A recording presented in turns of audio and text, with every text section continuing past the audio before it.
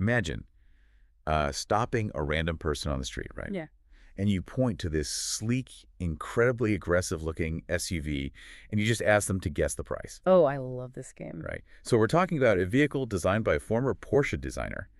It has this front grille that, I mean, honestly, it wouldn't look out of place on a Lamborghini Urus. Oh, yeah, the stance on it is wild. Exactly. Plus these massive 19-inch alloys and door handles that literally sense your key and just slide out silently to greet you. Total luxury aesthetic. Right. So what did the people on the street actually guess? Well, the consensus was that the sticker price just had to be somewhere between 150,000 and 170,000 ringgit. Which is a completely reasonable guess based on the looks. But the actual starting price, Yeah. barely over 109,000. Man, that's a massive gap. Right. And that gap between what your eyes perceive and what your wallet actually pays, that's not an accident. It is a highly engineered market entry strategy. Oh, absolutely. And, it tells us a lot about the disruption that's happening in the automotive sector right now. It tells us literally everything. And welcome to today's deep dive. Today we are unpacking a brand that is practically rewriting the timeline for how a new automaker establishes dominance. And that brand is JETOUR. Yeah, they've been moving incredibly fast. Insanely fast. They only started assembling cars locally here in Malaysia in June 2025. Yet we aren't just looking at the vehicles themselves today. Right, because there's a whole infrastructure play happening here. Exactly. We are pulling from automotive reviews, corporate press releases, spec sheets, and dealer directories to really understand this aggressive business infrastructure they're building basically overnight. Which is fascinating. It is. Specifically, we're looking at how a top Chery dealer, Lesydear, now offers JETOUR in Putrajaya as JETOUR Malaysia's authorized dealer. And I gotta say, that is a crucial piece of the puzzle. Because you're looking at a dual engine of growth here. How do you mean? Well, you have the hardware, right? The cars themselves, which are designed to totally break the traditional pricing models of the budget SUV segment. Right. And then you have the software, so to speak. The retail partners they are carefully selecting to actually deploy these vehicles to the public. Okay, so let's unpack this. Yeah. Because if you are shopping for a new vehicle, or, if you're simply fascinated by how a company captures market share at breakneck speed, you really need to understand the mechanics of what JETOUR is doing. Absolutely. Because they hit over 2,000 bookings and delivered 1,000 units within just 3 months of local assembly. 3 months? That's staggering. It is. To put that in perspective for you, new players usually take years to build that kind of momentum in a crowded SUV market. Yeah, well, the way they are achieving that velocity is by actively addressing the single biggest friction point for any new automotive brand. Which is consumer anxiety, right? Precisely. I mean, buying a car from a company you've never heard of is inherently stressful. Oh, for sure. You worry about the supply chain for spare parts. Right. You worry about the competence of the service technicians. Or you just worry if the company will even exist in a half-decade. Exactly. Yeah. Which brings us directly to that Lesydear pivot you mentioned. Because JETOUR isn't just setting up, like, flimsy pop-up tents in mall parking lots. No, they are moving into premium real estate with proven operators. Yes. The new authorized JETOUR showroom in Putrajaya, which is located at Persian IRC 3, in the Connection commercial area, by the way, is a big deal. But the physical location is honestly less important than the name above the door, right? Totally. Lesydear Automobile SDN BHD. They operate the Chery Bandar Bukit Puchong dealership. And to understand the weight of that partnership, you really have to look at Lesydear's operational pedigree. Oh, they are heavy hitters. At the recent Chery Malaysia Dealer of the Year Gala, Lesydear took home the Bronze Award. And that isn't just a trophy for moving inventory, right? No, not at all. Those awards evaluate this brutal matrix of performance metrics across sales volume, service efficiency, and post-purchase customer satisfaction. So by tapping Lesydear, JETOUR is essentially bypassing that awkward getting-to-know-you phase with the Malaysian consumer. They are completely skipping it. They're just borrowing the credibility that Lesydear has already bled to build.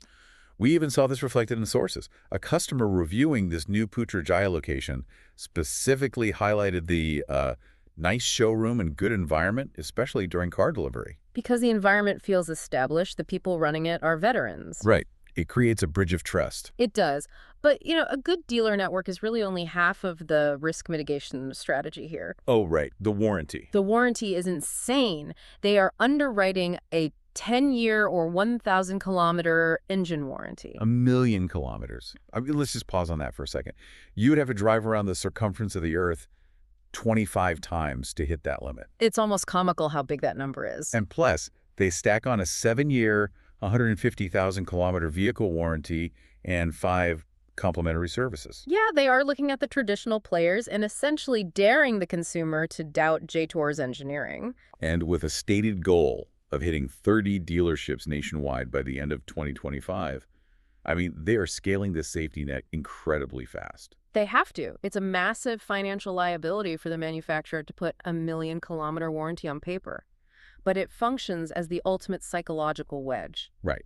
It forces a buyer who might normally default to, say, a familiar Honda or Proton to at least take a test drive. Exactly. Which leads us to the showroom floor. Because a great warranty gets you in the door, but the metal actually has to close the deal. And the vehicle drawing the lion's share of the attention at that Putrajaya showroom is the JETOUR Dashing. The Dashing. It's a 5-seater C-segment SUV, and to use a military term, it's really the tip of their spear. It is entirely designed around the concept of a perception gap. Like that street test we talked about earlier. Right, where the public overestimated the price by nearly 50%. That effect is the result of what JETOUR's design team calls meta-aesthetic design principles. The aesthetic flex here really is relentless. I mean, the styling was spearheaded by Hakan Sarakoglu, who cut his teeth designing for Porsche. And that premium European DNA is very loud on this car. Oh, it screams. You have that wide, aggressive front stance that just gives off a Lamborghini Urus energy. Yeah. Then you walk to the back and find these highly sculpted, almost Lexus-inspired rear lights. And the daytime running lights are officially called Mecha Eyes, which is just cool. It is. It doesn't just look modern, it looks expensive. Which is the very core of asymmetric market entry. JETOUR is pouring their development budget into highly visible, highly tactile features. They're democratizing luxury touches. Yes. Think about those intelligent, invisible sensing door handles. Historically, flush door handles that present themselves as you approach, that was strictly the domain of 6-figure luxury sedans or high-end EVs. Right, so putting them on a budget SUV completely skews your internal pricing anchor before you even open the door. Exactly. And once you do open the door, they just maintain that illusion. The sources pointed out something I find personally thrilling, as someone who always seems to end up in the middle back seat on road trips. Oh, the floor. Yes. JETOUR completely eliminated the rear seat hump. The floor is entirely flat. Which changes the whole dynamic back there. It does.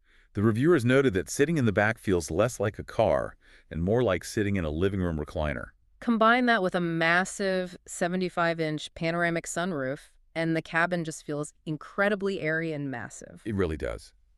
But I guess here is where we must separate the visual drama from the mechanical reality, right? You do, because the Dashing looks like a track day monster. It looks like it wants to tear up the asphalt. But I'm looking at the powertrain specs, and they tell a very different story. A much calmer story. Yeah. The Dashing runs a 1.5-liter turbocharged 4-cylinder engine. It pushes 156 PS and 230 newton-meters of torque, and that's mated to a 6-speed dual-clutch transmission. Right. For anyone who doesn't, dream in horsepower numbers, how does that actually translate to the morning commute? It translates to what reviewers categorized as chill, not thrill. Chill, not thrill. I like that. Yeah, the power delivery is linear and smooth. It's not explosive. It actually shares a platform with the Chery Tiggo 7 and utilizes an engine from the Emotive 5. So it is designed to be a comfortable, predictable cruiser, despite that Porsche-inspired aggression on the sheet metal. Precisely. I do want to dig into that 6-speed dual-clutch transmission, though, because the street tests noted a very specific quirk. The low-speed stutter. Yes, at very low crawling speeds, like the kind of stop-and-go nightmare traffic you hit in Kuala Lumpur, the car can feel a bit hesitant, almost jerky. Right. Why does a transmission that is supposed to be so advanced feel clumsy in traffic? Well, that comes down to the fundamental mechanics of a dual-clutch setup.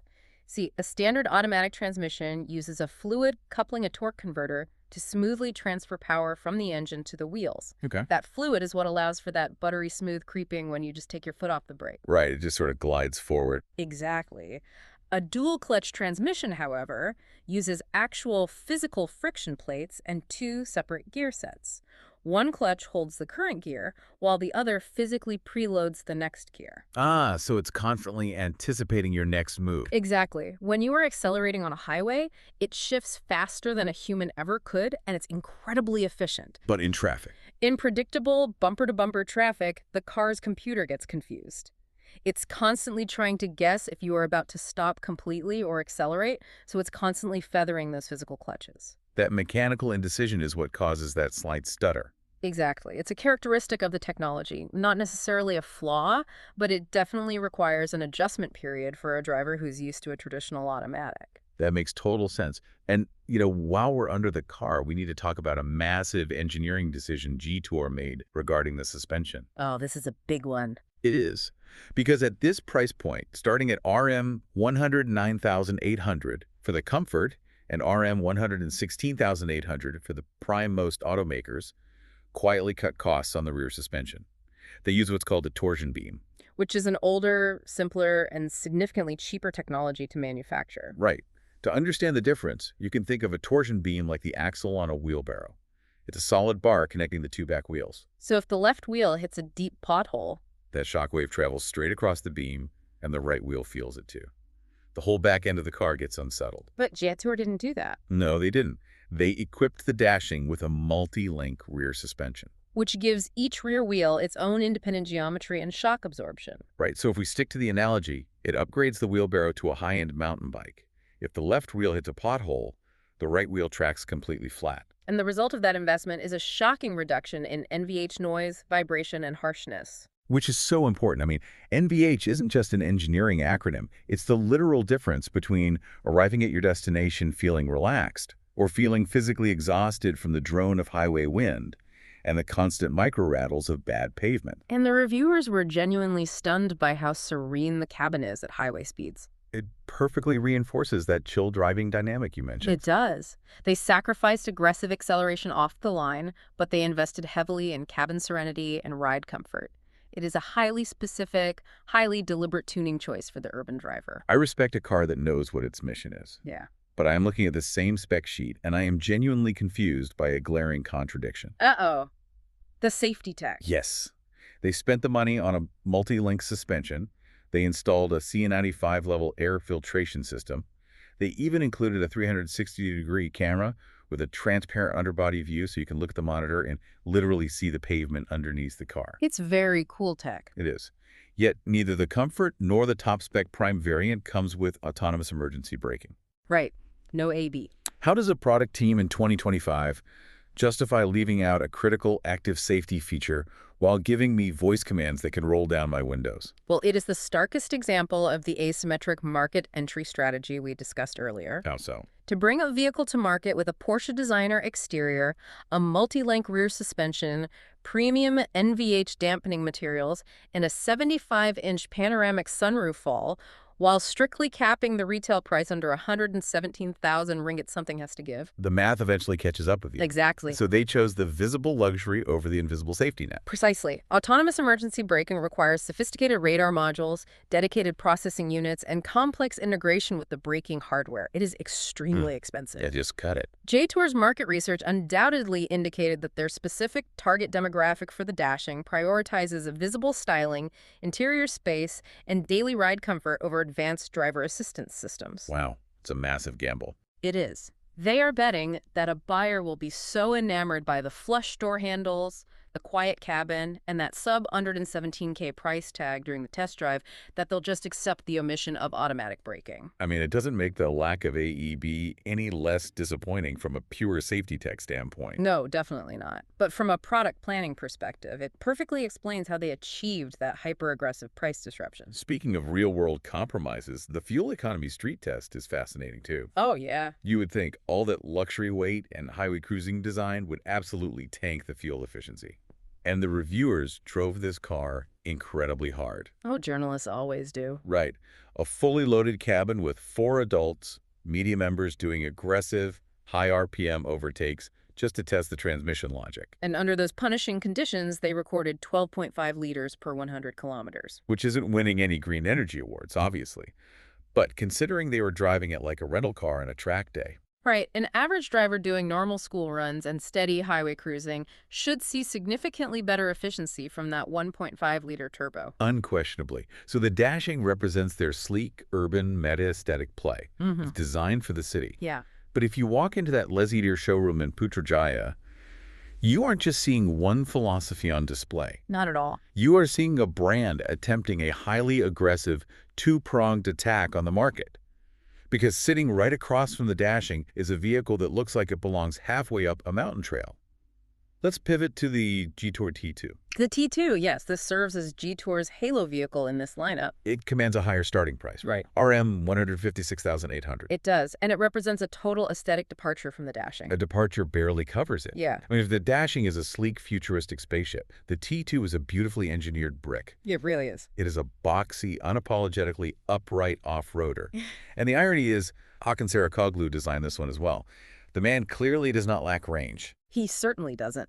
The T2 deliberately taps into the cultural zeitgeist of classic, highly sought-after off-roaders. Yeah, you look at its silhouette and immediately register the design language of, like, a Land Rover Defender or a Ford Bronco. Exactly. It features a wide horizontal grille, vertically stacked LED headlights, heavy-duty bumper cladding, and of course the quintessential tailgate-mounted spare wheel carrier. It definitely looks the part.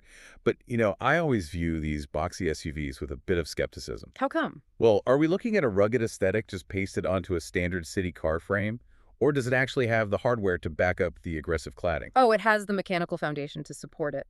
The T2 completely abandons the dashing's platform and is built on JETOUR's Kunlun unibody architecture. Okay, so a different beast entirely. Completely. Under the hood is a significantly more potent 2.0-liter turbocharged direct injection engine. And this operates on an XWD, an intelligent all-wheel drive systemated to a 7-speed dual-clutch transmission. It generates 180 kilowatts of power and a very substantial 375 newton meters of torque. That 375 newton meters is the critical number. That is the low-end grunt you actually need to pull a vehicle of that size out of deep mud or up a steep, loose gravel incline. Yes, it provides legitimate capability. But, what I find truly fascinating about the T2 isn't just its factory spec sheet. What is it? It's the cultural phenomenon occurring around it. The sources highlighted a massive, rapidly expanding aftermarket accessories boom, specifically centered on the T2. Oh, the customization culture. Precisely. Because of that boxy, modular, Defender-like design, buyers aren't treating it as a finished product. They are treating it as a blank canvas. That's awesome. The moment these vehicles leave the lot, owners are sourcing aftermarket body kits, robust roof rack systems, enhanced underbody cladding, and side-mounted ladders. It appeals to a demographic that views their vehicle not as an appliance but as a lifestyle platform. Exactly. They want a high degree of individuality. It's essentially adult Lego. Right. You buy the base model and then you just start bolting cool functional equipment onto it until it reflects your exact personality. Pretty much. But there is a hilarious contradiction baked into the T2. What's that? You look at it from the outside, especially with the roof rack and the mud tires, and it looks hardcore. But then you pull the handle, climb inside, and you are sitting in a luxury lounge. The juxtaposition is intentional and quite stark. The exterior projects rugged, unyielding durability, but the interior is deeply plush. I mean, the cabin features a premium SOI-12 speaker audio system, right? Yep. And ventilated seats to combat the brutal Malaysian climate, plus a massive 15.6-inch central monitor commanding the dashboard. So you could theoretically be crawling over a rutted jungle trail, navigating a 30-degree incline, but you're doing it in air-conditioned ventilated comfort, listening to crystal-clear, high-fidelity audio. It perfectly illustrates JETOUR's broader market strategy. By looking at the dashing and the T2 side by side, we see them providing distinct solutions for distinct emotional desires. Right. They are capturing the buyer who wants sleek, futuristic urban luxury, and the buyer who craves rugged, adventurous individuality, all under one roof. All under one roof. So bringing all of this together, what does this mean for you, the listener? It means the established hierarchy of the Malaysian automotive market is under serious pressure. JETOUR isn't tiptoeing in, they are kicking the door down.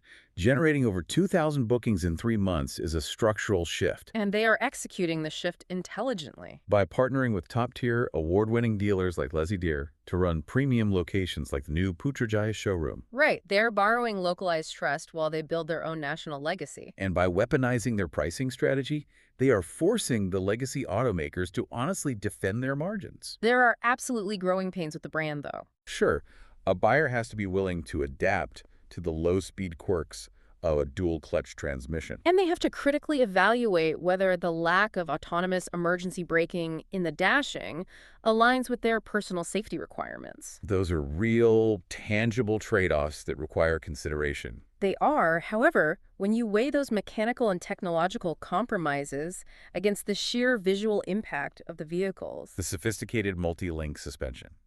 and that monolithic 10-year, 1 million kilometer engine warranty, The overall value proposition becomes incredibly difficult for the modern driver to ignore. it really does. Think of the established mainstays in the market, your familiar Protons, your reliable Hondas. They are the dependable, older siblings. You know exactly what you're going to get. Right. It's safe, it's a known quantity. But JETOUR is the stylish cousin who just got back from studying overseas. That's a great way to put it. They are fresh-faced, wearing designer clothes, full of charm, and maybe missing a tiny bit of practical street smarts like the AEB. But they are offering an experience that makes the old routines feel a little stale. Exactly. Which leaves you with a final thought to mull over for your own driveway. What's that? The next time you're in the market and you see that new authorized dealer sign, do you play it safe with the tradition you've always known? Or, armed with a 1-million-kilometer warranty and the backing of dealers you already trust, are you ready to invest in the bold new face in town? A question that the legacy brands are undoubtedly hoping you answer very carefully. For sure. Well, thanks for joining us on this deep dive into the changing shape of our roads. Keep questioning the specs, keep exploring the mechanics, and we'll catch you on the next one.